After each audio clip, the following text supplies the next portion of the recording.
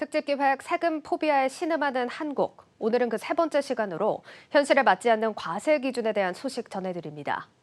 경제 성장과 물가 상승에 따라 마땅히 조정돼야 할 과세 기준이 오랫동안 유지되면서 도입 당시엔 부자만 내던 세금을 최근에는 중산층까지 물어야 하는 상황입니다. 조현석 기자가 취재했습니다. 가장 대표적인 게 부자 세금으로 불리는 종합부동산세입니다. 2008년에 부과 기준을 공시가 9억 원 이상으로 개편한 뒤 13년째 한 번도 조정하지 않았습니다. 그러는 새 공시가 9억 원 초과 아파트는 빠르게 늘어 올해 서울 아파트 4채 중 한 채가 종부세 대상이 됐습니다.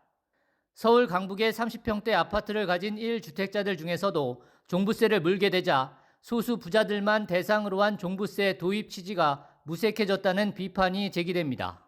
지금의 부자 수준은 9억 원이 아니고 그 이상 아닙니까? 그래 따라서 9억 원이 더 기준을 상향 조정을 하는 것이 국민의 조세 부담과 취지와 그런 것이 전부 부합한다고 그렇게 보고 있는 것입니다.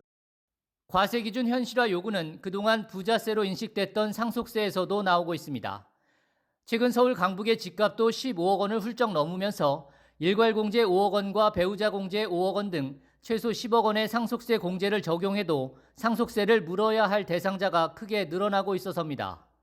상속세 과표 구간과 세율은 지난 2000년 이후 한 번도 조정되지 않았습니다.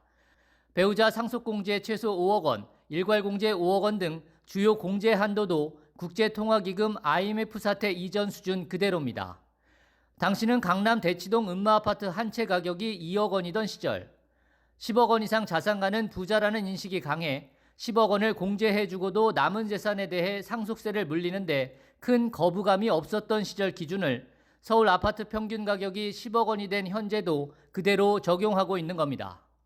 이처럼 현실과 동떨어진 과세 기준을 유지하면서 지난 20년간 소득 수준이 2.7배 늘어날 동안 상속세 규모는 무려 6배 이상 늘었습니다. 중산층도 상속세 대상에 점점 편입되고 있는 영향이 크다는 게 전문가들의 지적입니다. 실제 서울 아파트 한 채와 예금 5억 원을 배우자와 자녀 2명에게 상속할 경우 몇 해 전만 해도 비과세 대상이었지만 이제는 이런저런 공제를 받는다 해도 상속세를 1억 3천만 원가량 물어야 합니다. 경제가 성장하고 물가가 이제 인상이 될 경우에 어떤 조세 체계에 왜곡이 있을 수 있는데요.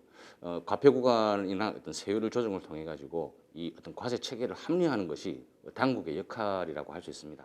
이 상속세는 부자세다 뭐 이런 인식 때문에 한 번도 조정을 거치지 않다 보니까 사실상의 정세가 이루어졌다 이렇게.